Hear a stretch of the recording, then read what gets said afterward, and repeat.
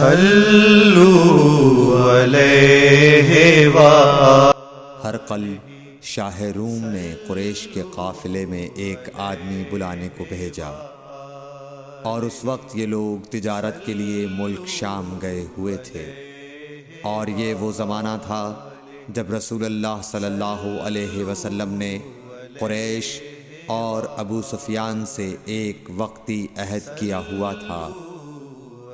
جب ابو سفیان اور دوسرے لوگ ہرقل کے پاس ایلیا پہنچے جہاں ہرقل نے دربار طلب کیا تھا، اس کے گرد روم کے بڑے بڑے لوگ، علماء، وزراء و امراء بیٹھے ہوئے تھے۔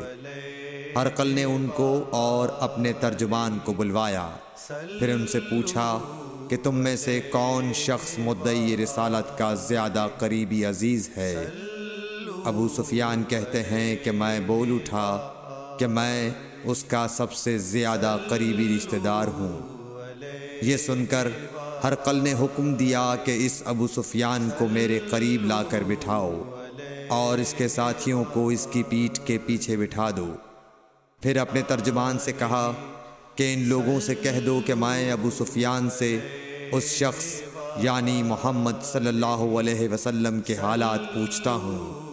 اگر یہ مجھ سے کسی بات میں جھوٹ بول دے تو تم اس کا جھوٹ ظاہر کر دینا۔ ابو سفیان کا قول ہے کہ خدا کی قسم اگر مجھے یہ غیرت نہ آتی کہ یہ لوگ مجھ کو جھٹلائیں گے تو میں آپ صلی اللہ علیہ وسلم کی نسبت ضرور غلط گوئی سے کام لیتا۔ خیر، پہلی بات جو ہرقل نے مجھ سے پوچھی وہ یہ کہ اس شخص کا خاندان تم لوگوں میں کیسا ہے؟ میں نے کہا وہ تو بڑے اونچے عالی نسب والے ہیں۔ کہنے لگا اس سے پہلے بھی کسی نے تم لوگوں میں ایسی بات کہی تھی؟ میں نے کہا نہیں۔ کہنے لگا اچھا اس کے بڑوں میں کوئی بادشاہ ہوا ہے؟ میں نے کہا نہیں۔ پھر اس نے کہا بڑے لوگوں نے اس کی پیروی اختیار کی ہے یا کمزوروں نے؟ میں نے کہا نہیں، کمزوروں نے۔ پھر کہنے لگا اس کے تابعدار روز بڑھتے جاتے ہیں یا کوئی ساتھی پھر بھی جاتا ہے؟ میں نے کہا نہیں۔ کہنے لگا کیا اپنے اس دعویٰ نبوت سے پہلے کبھی کسی بھی موقع پر اس نے جھوٹ بولا ہے؟ میں نے کہا نہیں، اور اب ہماری اس سے صلح کی ایک مقررہ مدت ٹھہری ہوئی ہے، معلوم نہیں وہ اس میں کیا کرنے والا ہے۔ ابو سفیان کہتے ہیں میں اس بات کے سوا اور کوئی جھوٹ اس گفتگو میں شامل نہ کر سکا۔ ہرقل نے کہا کیا تمہاری اس سے کبھی لڑائی بھی ہوئی ہے؟ ہم نے کہا کہ ہاں۔ بولا پھر تمہاری اور اس کی جنگ کا کیا حال ہوتا ہے؟ میں نے کہا لڑائی ڈول کی طرح ہے، کبھی وہ ہم سے میدان جنگ جیت لیتے ہیں اور کبھی ہم ان سے جیت لیتے ہیں۔ ہرقل نے پوچھا وہ تمہیں کس بات کا حکم دیتا ہے؟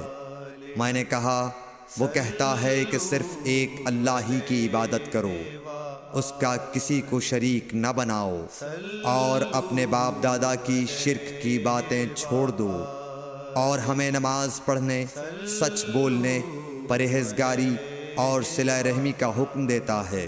یہ سب سن کر پھر ہرقل نے اپنے ترجمان سے کہا کہ ابو سفیان سے کہہ دے کہ میں نے تم سے اس کا نسب پوچھا تو تم نے کہا کہ وہ ہم سے عالی نسب ہے، اور پیغمبر اپنی قوم میں عالی نسب ہی بھیجے جایا کرتے ہیں۔ میں نے تم سے پوچھا کہ دعویٰ نبوت کی یہ بات تمہارے اندر اس سے پہلے کسی اور نے بھی کہی تھی؟ تو تم نے جواب دیا کہ نہیں۔ تب میں نے اپنے دل میں کہا کہ اگر یہ بات اس سے پہلے کسی اور نے کہی ہوتی تو میں سمجھتا کہ اس شخص نے بھی اسی بات کی تقلید کی ہے جو پہلے کہی جا چکی ہے۔ میں نے تم سے پوچھا کہ اس کے بڑوں میں کوئی بادشاہ بھی گزرا ہے؟ تو تم نے کہا کہ نہیں۔ تو میں نے دل میں کہا کہ ان کے بزرگوں میں سے کوئی بادشاہ ہوا ہوگا تو کہہ دوں گا کہ وہ شخص اس بہانے اپنے آباء و اجداد کی بادشاہت اور ان کا ملک دوبارہ حاصل کرنا چاہتا ہے۔ اور میں نے تم سے پوچھا کہ اس بات کے کہنے یعنی پیغمبری کا دعویٰ کرنے سے پہلے تم نے کبھی اس کو دروغ گوئی کا الزام لگایا ہے؟ تم نے کہا کہ نہیں۔ تو میں نے سمجھ لیا کہ جو شخص آدمیوں کے ساتھ دروغ گوئی سے بچے وہ اللہ کے بارے میں کیسے جھوٹی بات کہہ سکتا ہے؟ اور میں نے تم سے پوچھا کہ بڑے لوگ اس کے پیرو ہوتے ہیں یا کمزور آدمی؟ تم نے کہا کمزوروں نے اس کی اتباع کی ہے۔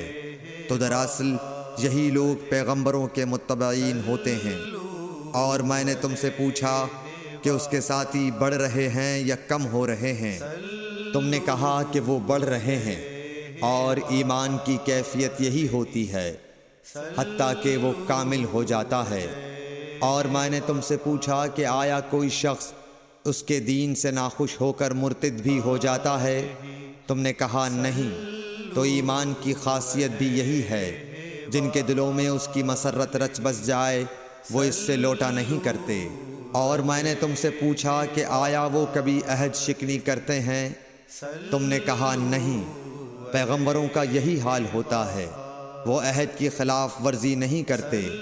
اور میں نے تم سے کہا کہ وہ تم سے کس چیز کے لیے کہتے ہیں؟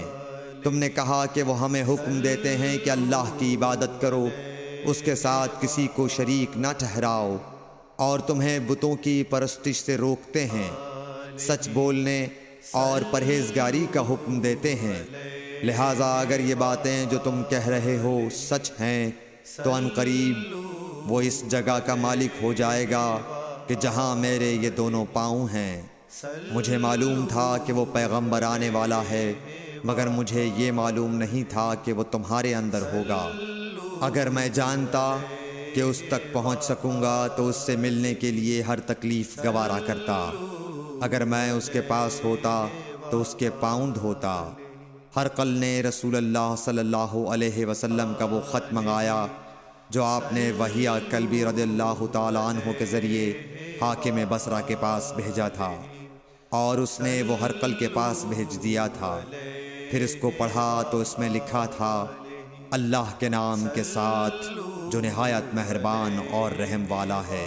اللہ کے بندے اور اس کے پیغمبر محمد صلی اللہ علیہ وسلم کی طرف سے یہ خط ہے شاہ روم کے لیے۔ اس شخص پر سلام ہو جو ہدایت کی پیروی کرے۔ اس کے بعد میں آپ کے سامنے دعوت اسلام پیش کرتا ہوں۔ اگر آپ اسلام لے آئیں گے تو دین و دنیا میں سلامتی نصیب ہوگی، اللہ آپ کو دوہرا ثواب دے گا۔ اور اگر آپ میری دعوت سے روگردانی کریں گے تو آپ کی رعایا کا گناہ بھی آپ ہی پر ہوگا۔ اور اے اہل کتاب، ایک ایسی بات پر آ جاؤ جو ہمارے اور تمہارے درمیان یکساں ہے، وہ یہ کہ ہم اللہ کے سوا کسی کی عبادت نہ کریں اور کسی کو اس کا شریک نہ ٹھہرائیں، اور نہ ہم میں سے کوئی کسی کو خدا کے سوا اپنا رب بنائے۔ پھر اگر وہ اہل کتاب اس کتاب سے منہ پھیر لیں تو مسلمانوں، تم ان سے کہہ دو کہ تم مانو یا نہ مانو، ہم ایک خدا کے اطاعت گزار ہیں۔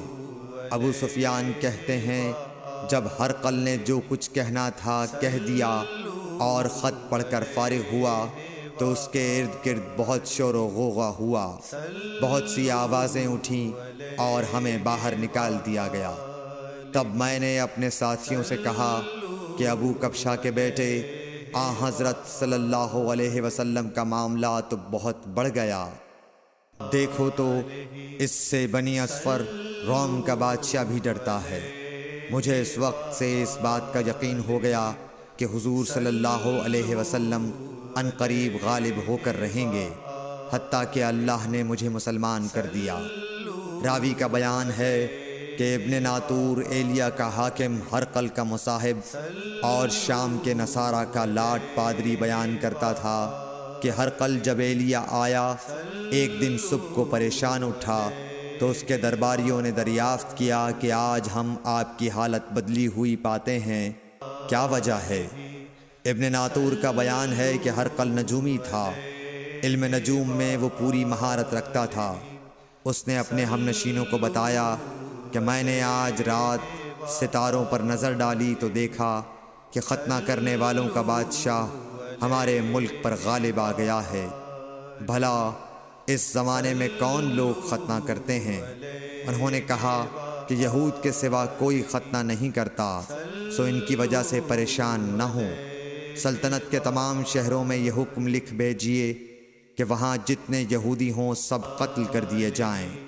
وہ لوگ انہی باتوں میں مشغول تھے کہ ہرقل کے پاس ایک آدمی لایا گیا جسے شاہ غسان نے بھیجا تھا۔ اس نے رسول اللہ صلی اللہ علیہ وسلم کے حالات بیان کیے۔ جب ہرقل نے سارے حالات سن لیے تو کہا کہ جا کر دیکھو وہ ختنہ کیے ہوئے ہے یا نہیں۔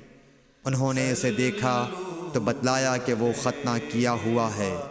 ہرقل نے جب اس شخص سے عرب کے بارے میں پوچھا تو اس نے بتلایا کہ وہ ختنہ کرتے ہیں۔